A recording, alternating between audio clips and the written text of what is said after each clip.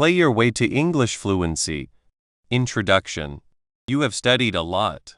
You know many English words and grammar rules. But when you talk to someone who speaks English well, your mind feels empty. The words do not come out easily. The confidence you thought you had disappears. This is hard, right? You know the rules and many words, but talking smoothly feels like climbing a very tall hill. Many people learning English feel this way. They worry about making mistakes. They feel shy to speak. They don't have many chances to talk in real life. Studying in the usual way can be boring. It focuses on memorizing, not on talking with people. There is a big difference between understanding English and speaking it well. What if I told you the way to speak English better is easy to find? Maybe it's right in front of you. Imagine practicing English by talking, but in a fun way. Not with boring practice, but with fun, laughs, and friendly games. This book has a simple, but strong idea. Board games help people learning English practice talking in real ways. You can share your ideas, try to make others agree with you, and explain things. You do this by talking with friends who speak English. Think about telling someone the rules of a hard game, or trying to trade things in a game, or trying to convince your friends your idea is good. These are like small talks. They give you chances to speak and listen. We call this talking through games. It means using board games, which are social and interactive, to practice speaking English. It's fun, not scary, and keeps you interested. Games make you talk to win. You will say things like, "Can I trade my wood for your sheep?" Or "We should attack here." Or "If you help me, I will help you." You learn new words and phrases in a way that makes sense. This helps you remember them.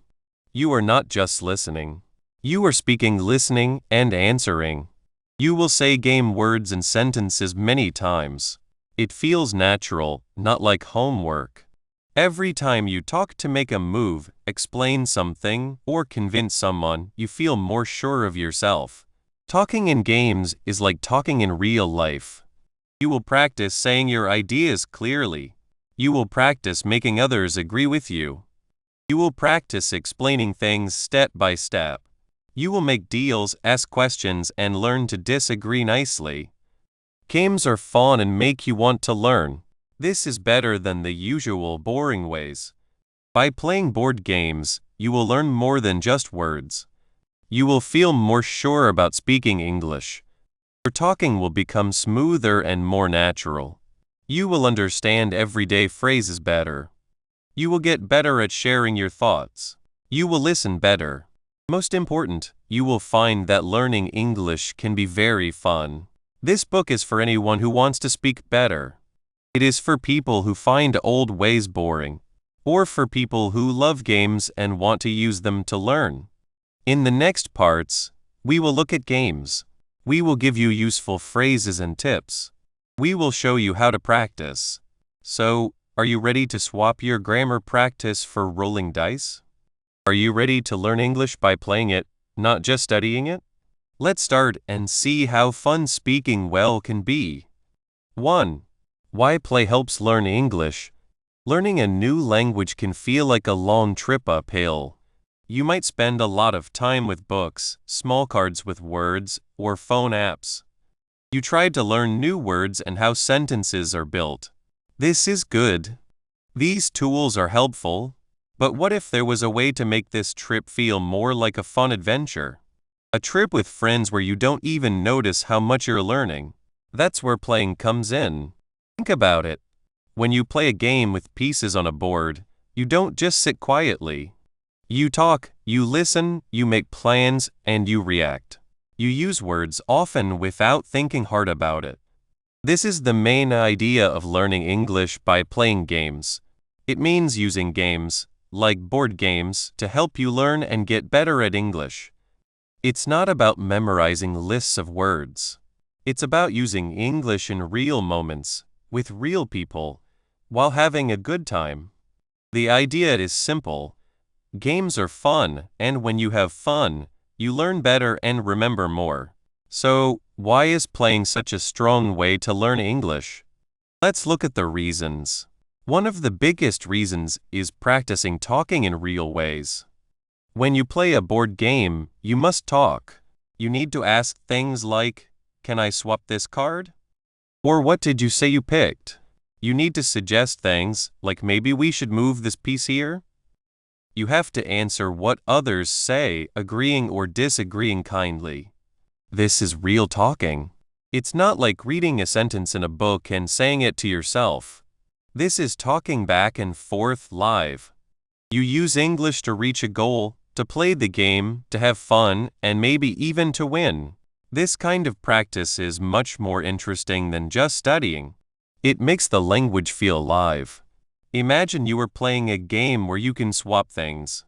Someone might say, "I will give you 2 wood for 1 stone."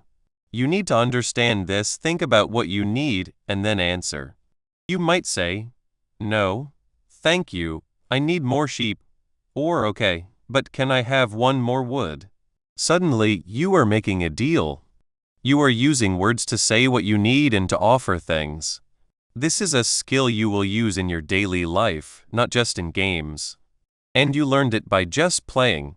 Another big help is learning with a purpose. When you learn a new word or a new sentence rule from a book, it can feel a bit boring. It's just a word or a rule. But when you learn it in a game, it is linked to an action, a plan, or an exciting moment. Let's say you are playing a game where you build things. You might hear someone say, "We need to build a strong defense."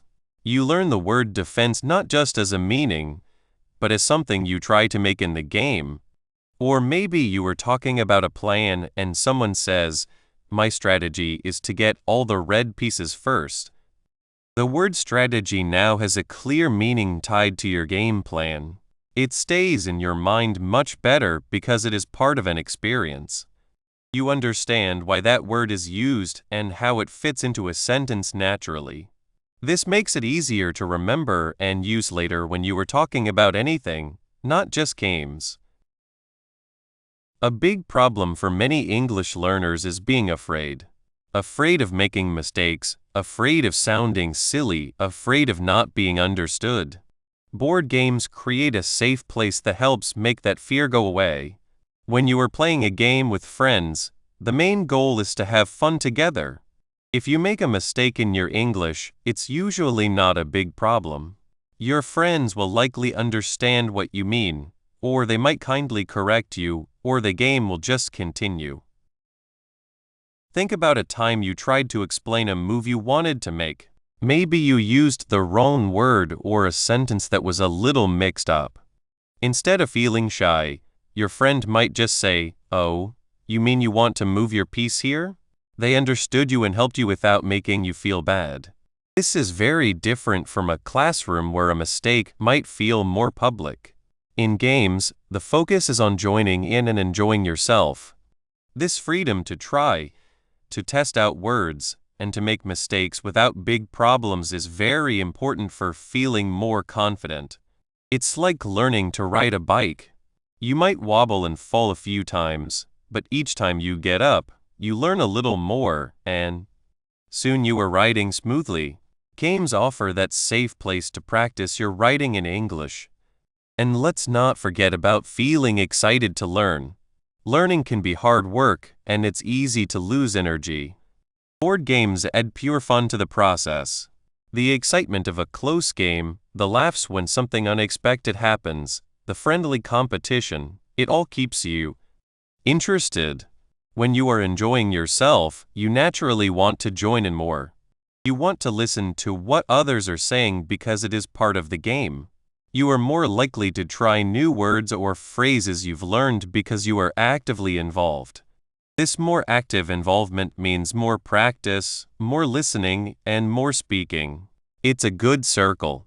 You have fun, so you learn, and the more you learn, the more confident you become, which makes playing even more fun. Board games are also great for learning specific ways to talk. Different games naturally encourage different kinds of language use. For example, explaining rules is a skill many games need. Imagine you were teaching a new friend how to play a game. You need to be clear and say things simply.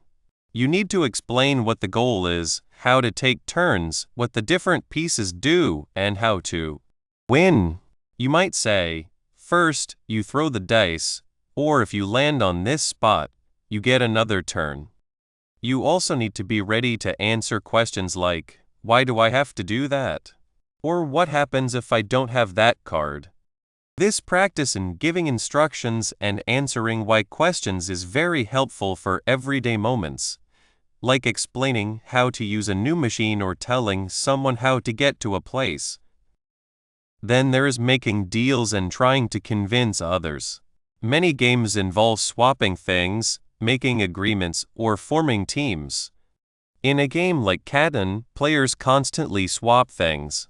You might need to get another player to give you wood in exchange for sheep. You will learn to say things like, I will give you 2 sheep for 1 wood. That is a good deal. Or I really need stone. Can anyone give me some? You might need to convince someone to join your side in a game that has teams. This teaches you how to say what you think, make offers, and try to get others to agree. These are strong skills for conversations, discussions, and even work. Finally, saying your ideas and plans is a key part of many games. You need to explain your plan. You might say, I am going to try and stop them from moving, or my plan is to build up my defenses first. You might want to share your thoughts about what another player is doing. I think they're planning to attack us next turn. This helps you practice making full sentences, explaining your thinking, and sharing your view. Let's think about a time from my own life. I remember a student, Maria, who was very shy. She knew many English words, but talking in front of others made her feel nervous. She would stop, her mind would go blank. We started playing a simple card game called Uno. At first, she spoke very little, just playing her cards quietly. But as we played more, she started to get into it. One game, she had many red cards and was close to winning. She looked at me, a little unsure, and said, I have many red cards. I want to play red. It was a simple sentence, but for Maria, it was a big step. I smiled and said, great. Play your red card. She smiled brightly. The next turn she was even more sure of herself and said, Can I play another red? From that simple talk, she started to feel more comfortable saying what she wanted. The game gave her a structure and a safe space for her to practice that simple sentence, and it built her confidence for the next sentence and the next. She learned that her voice was welcome and that her words, even if not perfect, could be understood and liked. So, you see, the way board games make you interact is very different from just receiving information. When you are just reading or listening, you are getting information. When you are playing a game, you are actively using the language. You are not just learning words, you are learning how to use them to connect with people, to reach goals, and to share experiences. It's like the difference between looking at a map and actually going on a trip. The map shows you the way, but the trip is where you see things, hear things, and face challenges. Games provide that rich, real experience for your English learning. Now that we understand the strong why behind learning with games, let's look at the practical how and explore that kinds of games that are perfect for your journey to speaking English fluently. 2. Choosing the right games. It's great that you are ready to learn English by playing board games. Think of me as your friend who has found a secret, fun way to make your English better. I am excited to share it with you. When I first thought about using games to learn English, I was like a child in a candy store. Happy, but also a little lost. I would pick any game that looked fun, play with friends, and hope it would work. Sometimes it did, and I had a good time and learned some new words. But other times, I chose games that were too hard for me, or games where everyone played quietly, and I didn't get to speak much. It felt like I was missing out on the real fun of what I called learning English with games. Remember, our main idea is that playing games is not just about having fun. It's about smart fun. It's about using those fun moments to make your English stronger. This means choosing the right games for you and your goals. It's like picking the right tools for a job. You wouldn't use a hammer to put in a screw, right? It's the same with games and learning English. We want games that help you speak more, understand more, and feel more sure of yourself. Let's learn how to pick games wisely. The most important thing is to make sure the game is not too hard or too easy for your English level. This helps you learn without feeling upset. If you are just starting to learn English, or if you feel shy about speaking, it's best to start with games that have easy rules and a clear goal. Think of these as your easy start games. They use words and sentences that you will hear and say often. The rules are usually simple, so you can focus more on the English you hear and speak, instead of trying to figure out how to play. Have you ever played Ticket to Ride? It's a wonderful game for beginners. You collect train cards to claim train routes on a map. The main things you need to say are like, I need a red card, or can I have a ticket to New York? Or I will try to get this route. These are simple sentences, but they are real sentences you use to talk to people. Another good game is Sushi Go. It's a card game where you try to make the best groups of sushi. The names of the sushi are fun, and you might say, I'll take the tempura, or I don't have any dumplings yet. These games help you learn basic words and get comfortable making short, clear requests and statements. They are perfect for starting to learn English with games. As your English gets a little better, you can start to play games that are a bit more complex. These games will ask you to do more than just say what you need. You might have to explain why you want something, or what your plan is. This is when you really start to make your speaking skills grow. Games like Catan, also called Settlers of Catan, are excellent for this stage. In Catan, you collect things like wood, brick, sheep, and wheat to build roads, villages, and cities. You will often need to trade with other players. This is where you practice talking to make deals. You might say, I have too many sheep, does anyone have wood they want to trade? Or I'll give you 2 sheep for 1 brick, but only if you give me 1 wheat too. You are not just asking, you are making an offer, and you might have to explain why it's a good deal for them. You might also need to explain your plan. I am trying to build towards the longest road, so I need wood and brick. This kind of talking helps you say what you want to do and why.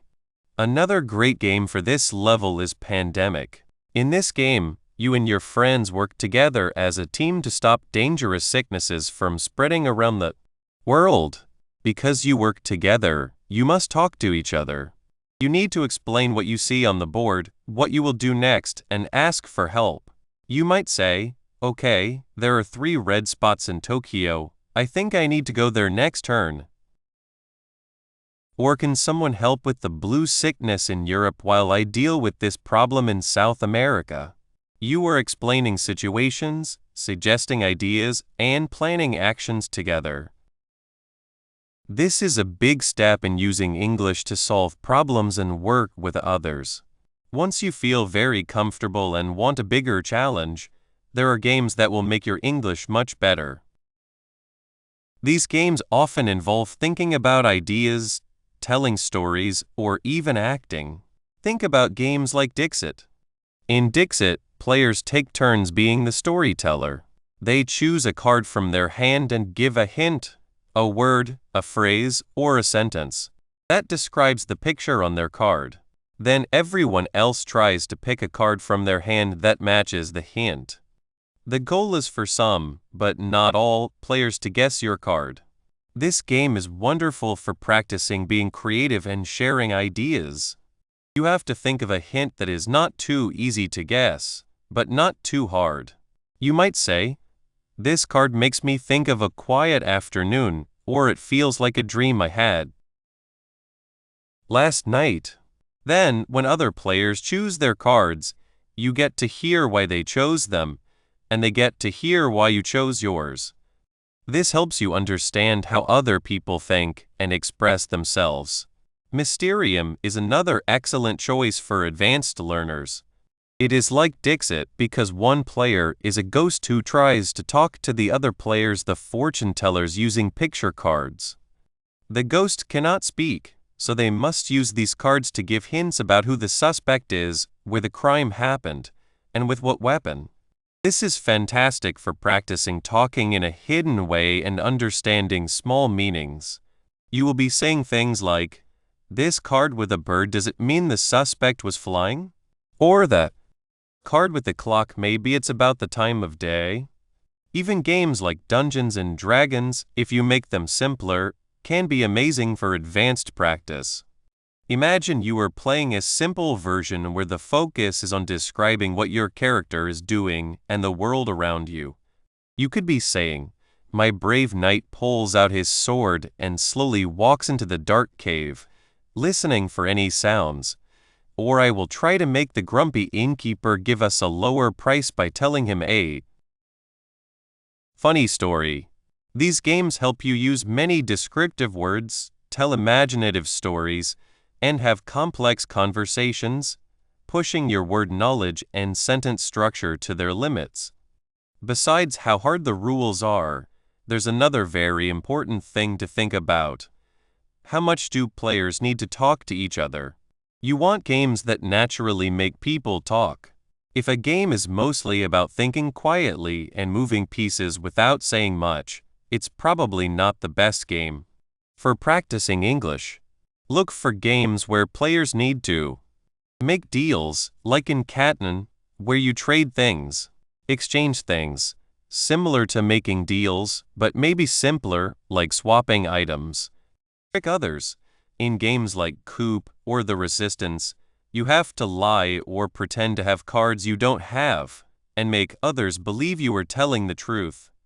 This is great for practicing persuasive language and understanding people.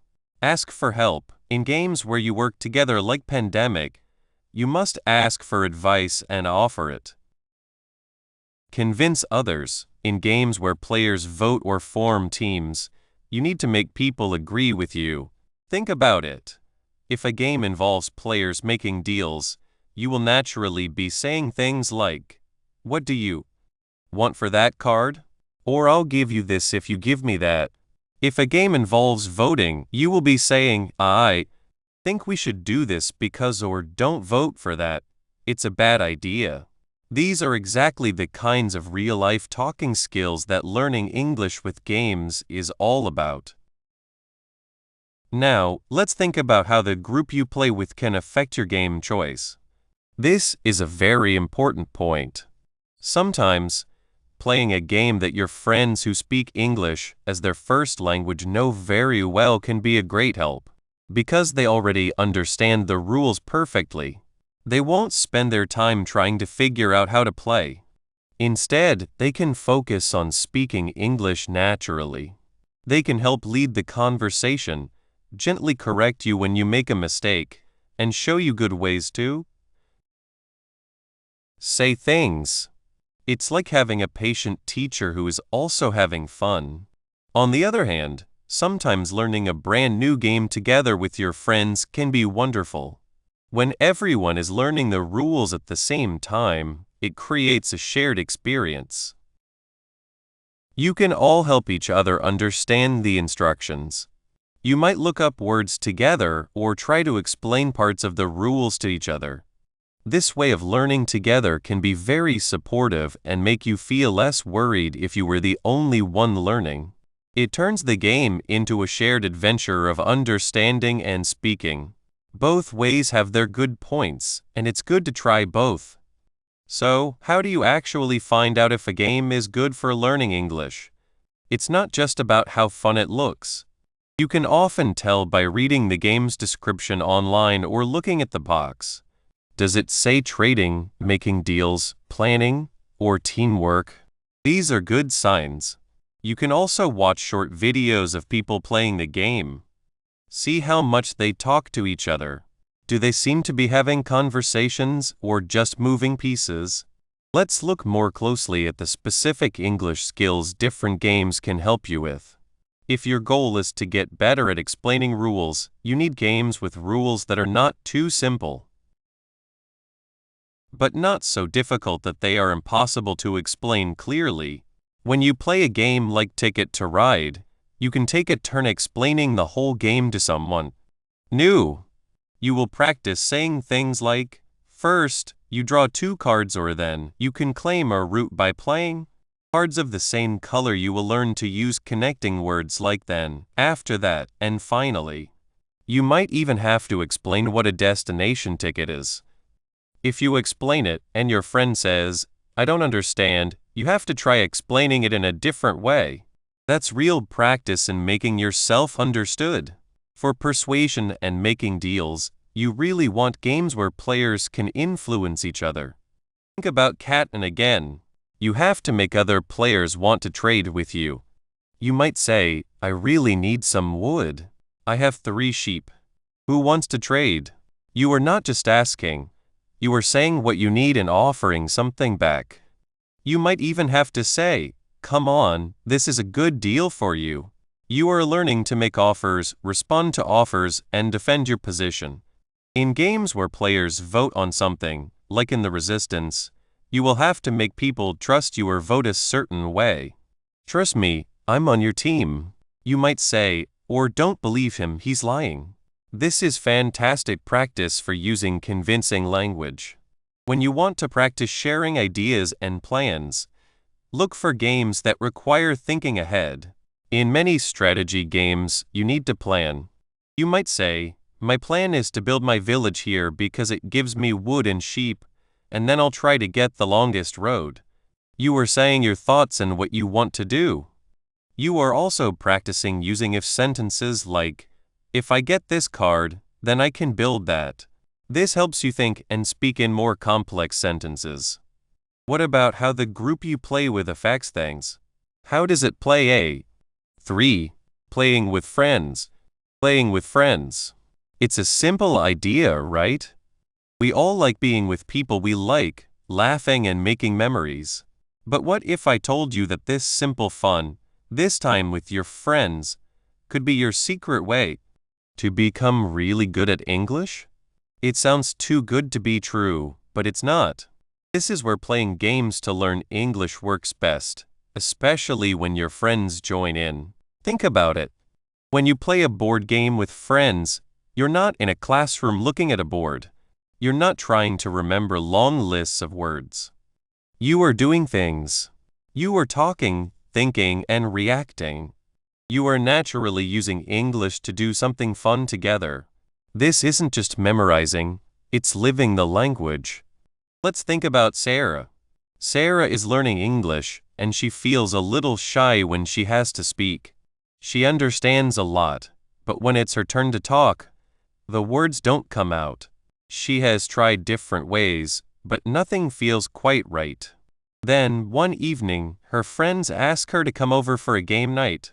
Her friends, Liam and Chloe, speak English very well and love board games. Sarah is a little worried, but she really wants to be there. They get out a game called Settlers of Catan, a game where you get things and build things. At first, Sarah mostly listens. But then Liam needs wood, and Sarah has extra. She wants to trade. She takes a breath. Liam, she says, her voice a little shaky, I have wood. Do you want to trade? Liam smiles. Sure, Sarah. What do you need? Sarah, feeling a little braver, asks for sheep. They make the trade. It's a small moment, but for Sarah, it's very big. She used English to get what she wanted in the game. She said what she thought and made a deal. This is the power of playing with friends. It makes a real situation. You have a goal. Maybe it's to win the game, or just to have a good time. To reach that goal, you need to talk. And when your friends are there, they make a safe place for you to practice. They are not your teachers, they are your friends. They know that sometimes you might stop or use a simpler word, or make a small mistake. They will probably just smile, nod, or help you find the right word. This help is like a warm hug for your confidence. It lets you take brave steps, try new sentences, and slowly feel more sure about speaking. One of the best things about playing games with friends is the many different language skills you learn without trying. It's not just about asking for a trade like Sarah did. Think about games where you plan, where you need to tell others your plans. You might say, I think we should build a road here because it will connect to the longest road prize. That's saying what you think and why. Or in a game where people vote, you might need to get someone to agree with you. You could say, don't vote for Mark. He's getting too strong. If you vote with me, I'll help you later. That's convincing someone. And what about explaining the rules? This is a great skill to practice. When someone new comes to play, or if there's a difficult rule, you get to be the one who knows. You'll need to say things like, okay, so on your turn, you first throw the dice, then you can move your piece, and then you can do one thing, like take a card. You need to be clear and short. This helps you learn how to explain things easily. Sometimes, games even lead to friendly arguments or deals. Maybe you don't agree if a move was fair, or you were trying to make a deal for a special card. You might find yourself saying, wait a minute, I think it was your turn to move. Or I'll give you 2 of these for just 1 of those. That's a very good deal for you. These kinds of talks are exactly what you will do in real life, at work, with new people you meet, or even when you're just talking about your day. Playing with friends who speak English fluently also helps you learn about the culture in a quiet but strong way. You'll start to notice how they use common phrases, their sense of humor, and the natural way they speak. They might use a saying like break a leg before you do something hard, or laugh at a joke you might not have understood at first. Over time, you'll start to understand these small things, which makes your English sound more natural and helps you connect with people better. It's like learning a secret way to talk. More than just practicing English, it's the pure fun. When you are having fun with your friends, learning English doesn't feel like work. It feels like a natural part of what you're doing. This good feeling is very important. When you enjoy something, you want to do it more. And the more you play these games with your friends, the more you speak English and the faster you'll become fluent. It's a win-win. Now, you might ask, what games are best for this? Well, many games can work, but some are especially good for practicing certain skills. Games that involve trading and making deals, like Settlers of Catan or Ticket to Ride, are great for practicing convincing others and saying what you need. Games where you plan ahead and explain your moves, like Risk or Pandemic, are good for saying your ideas and giving instructions. Even simpler party games with acting or drawing can be great for thinking fast and describing things. The main thing is that the game makes you talk to each other. But how do you make sure you're learning the most, especially if your friends don't know you're using game night to learn English? The good thing is that you don't always need to tell them. You can just try to start more talks. If you're not sure about a word, ask. Say, what's another word for or how do you say? Your friends will likely be happy to help. You can also try to explain your plan more often or ask them to explain their moves. Even just asking simple questions like, so, you want to build there? Or can you say that again? Helps you practice listening and speaking. It's about being an active part of the game. Of course, it's not always easy. Sometimes, you might feel a little shy, or not being able to speak well could cause a moment of being upset. Maybe you can't find the exact word you want, and you feel your face getting hot. Or maybe a game rule is very confusing, and you have trouble explaining it. These are normal problems. The best way to get past them is to remember that your friends are friends. They care about you. If you're having trouble, you can always say, sorry, I'm finding it hard to find the English word for that, or can you say that again, please? I didn't quite understand. Most friends will understand and be patient. You can also prepare a few important phrases before, like, what does that mean? Or could you spell that for me? Having these ready can make you feel more confident. The most important thing is to keep trying and to remember why you are doing it. You are playing games because you like them, and you are practicing English because you want to talk better. The mix of fun and a goal is very strong. Every trade you make, every plan you explain, every question you ask is a step forward. So the next time your friends ask you to play a game, say yes. Get your favorite board game, bring your friends together, and get ready to play your way to fluent English. It's a journey full of laughs, connection, and the exciting discovery of how much you can do when you're simply having a good time with people you care about.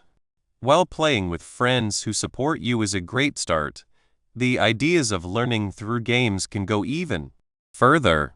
The next step is to learn how to pick games that help you with your specific English goals and how to get the most learning from every game you play. 4. Making learning fun. Sometimes, learning English can feel like a big, hard mountain to climb. You might try to memorize words and do grammar exercises, and it can feel a bit, well, boring. Maybe even a little scary. What if you say something wrong? What if you just can't remember that word you need? It's easy to get discouraged. But what if there was a way to learn English that felt less like work and more like playing? That's where the magic of games comes in. Think about it. When you play a game, what's the main goal? To have fun, right? Games are built to be exciting, to make you want to keep playing, to see what happens next. This natural feeling of enjoyment is a superpower for learning. It's like a secret ingredient that makes everything easier. When you're playing a board game with friends, you're not thinking, oh no, I have to practice my English now. You're thinking, I really want to win this game. Or I can't wait to see what my friend does next. This desire to play, to engage, to connect with others is what we call intrinsic motivation. It comes from inside you.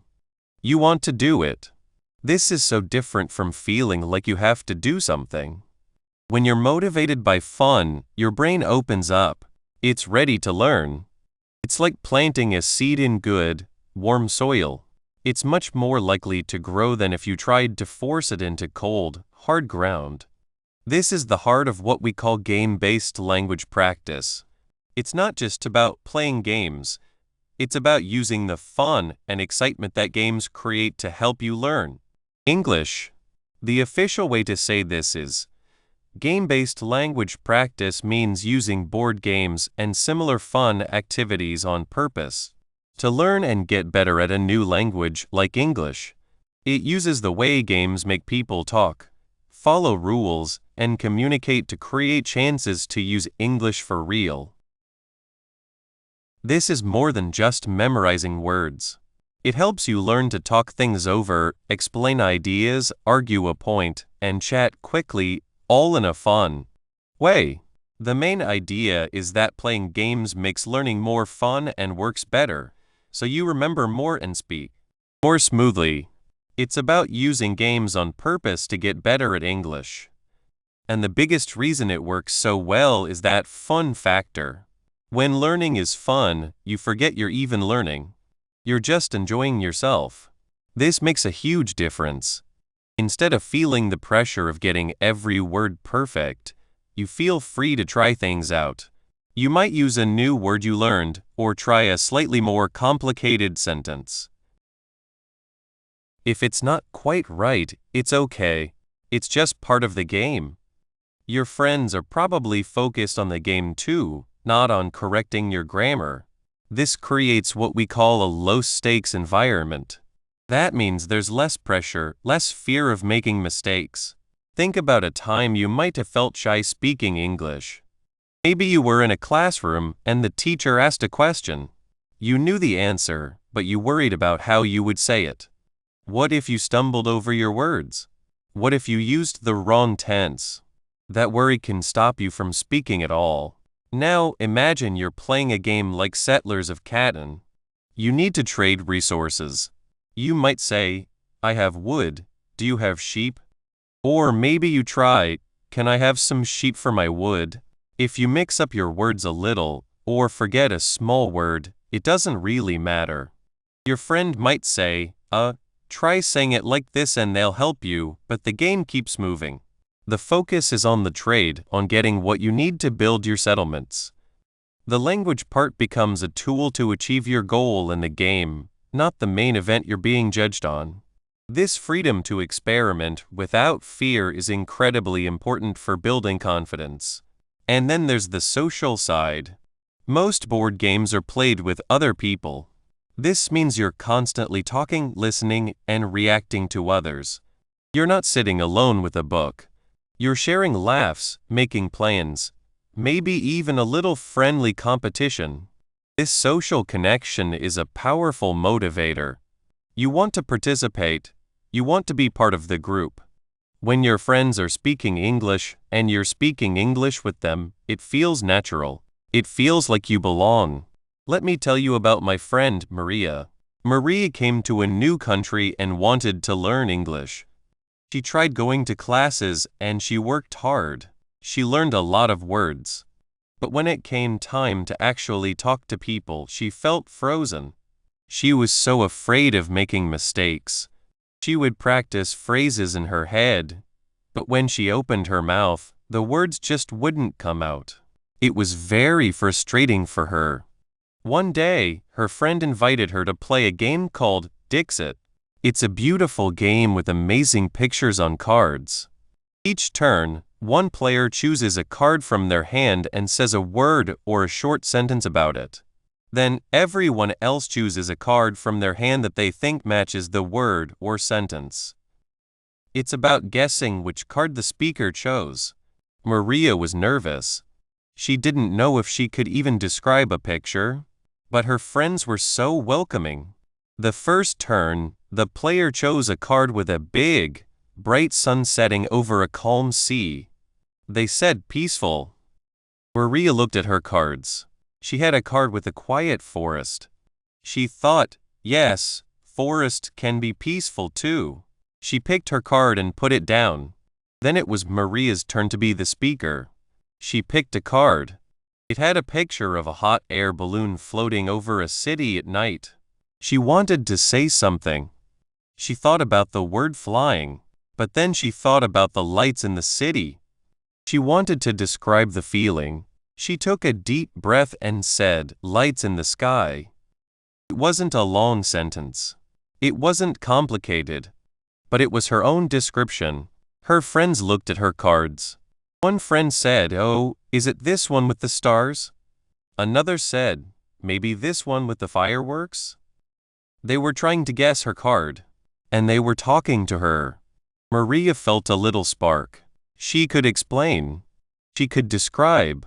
She pointed to her card and said, no, it is this one. Big balloon, many lights. Her friends understood.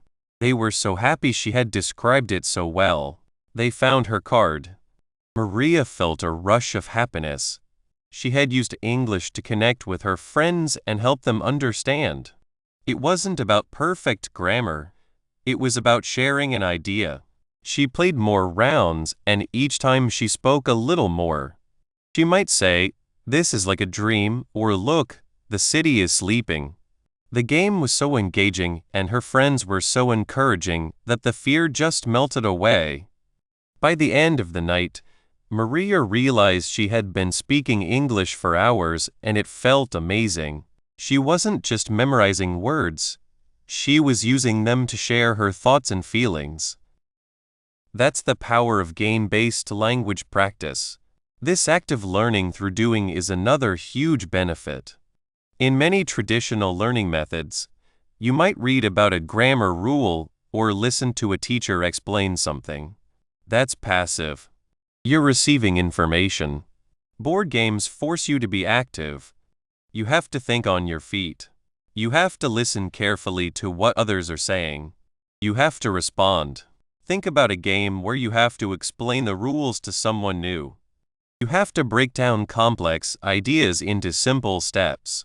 You have to use clear language. You might even have to say, so, first you do this, and then you get that, and if you do this, then that happens. This process of explaining helps you understand the rules yourself in a deeper way, and it forces you to use precise language. Or consider a game where you need to persuade others. Maybe you want to convince someone to trade you a card, or to vote for your idea. You have to use words to make your case. You might say, if you give me this card, I promise I will help you later, or I think my idea is the best because it will help everyone. You're not just saying words, you're using them to influence others to negotiate. This is exactly what you need to do in real life. When you're playing a game, you're not just memorizing words in isolation. You're using them in context, in real sentences, with real people, for a real purpose. This makes the words stick. It makes the grammar feel natural. Because you're actively involved in the game, your brain is working hard to process and produce language. This leads to much better retention. You remember what you learned because you experienced it. So, how does this inherent fun factor directly combat those common learner frustrations like boredom, fear of making mistakes, and lack of motivation? It's simple, really. When learning is fun, boredom doesn't stand a chance. You're too engaged, too interested in what's happening in the game. The fear of making mistakes shrinks because the focus shifts from being perfect to having a good time and playing the game. Mistakes become part of the journey, like a wrong turn on a path that leads you to an interesting new discovery. And motivation? That's the easiest part.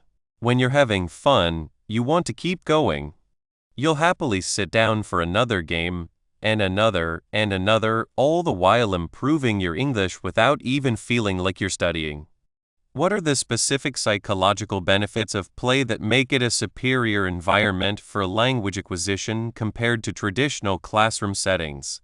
Play taps into a state of mind that's incredibly conducive to learning. When we play, our inhibitions lower. We become more open to new experiences and less worried about judgment. Our focus sharpens because we're engrossed in the activity. We're more willing to take risks, to try new things, to experiment with language. In a classroom, there can be a sense of performance of being tested.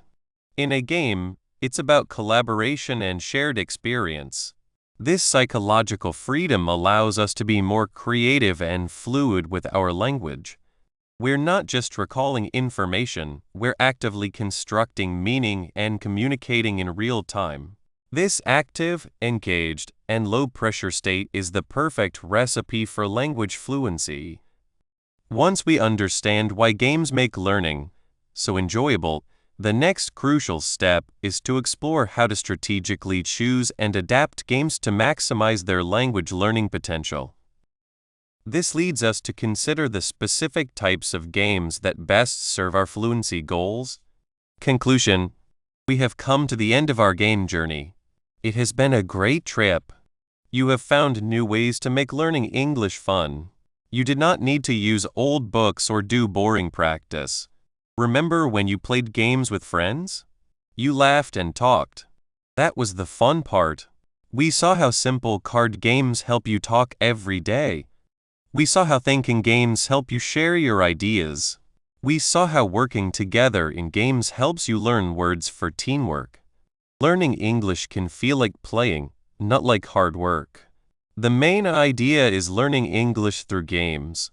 This is not just about playing. It is about using games to help you learn and speak English better. Think about it. When you play a game, you do not just learn words. You talk, listen, ask questions, and explain things. You do what you need to do to win or help your team. Games are a safe and fun place to try new words. Because you are having fun and trying to win, you will remember what you say and hear. This fun way of learning helps you remember better than just reading word lists. You learn by doing things. It feels exciting and natural, like playing with friends. The great thing about learning English through games is that what you learn in games helps you in real life. When you play a game and say, "I think we should get wood because we need it to build more houses," you are practicing sharing your ideas. This helps you share your thoughts at work or tell friends about your weekend. When you try to get someone to trade with you, you are learning to persuade. This helps you ask for a favor or explain why you think something is a good idea. Teaching someone the rules of a game is like explaining how to get somewhere or how to use a new app. You learn to listen well and answer in a way that makes sense. All this talking and listening makes you feel more sure of yourself. You will feel more comfortable speaking English in many places, not just when playing games. So, what will you do next? You can keep playing and keep learning. Find friends who want to learn English and love games. You can find them online at game clubs or in language groups. Start with easy games if you want. Set small goals, like playing one game each week or learning 5 new phrases for the game. Remember, making mistakes is part of playing and part of learning. Each time you play, you get a little better. You have found a fun and good way to speak English well. The game has started, and you are ready. Keep playing, keep talking, and enjoy learning to speak English fluently.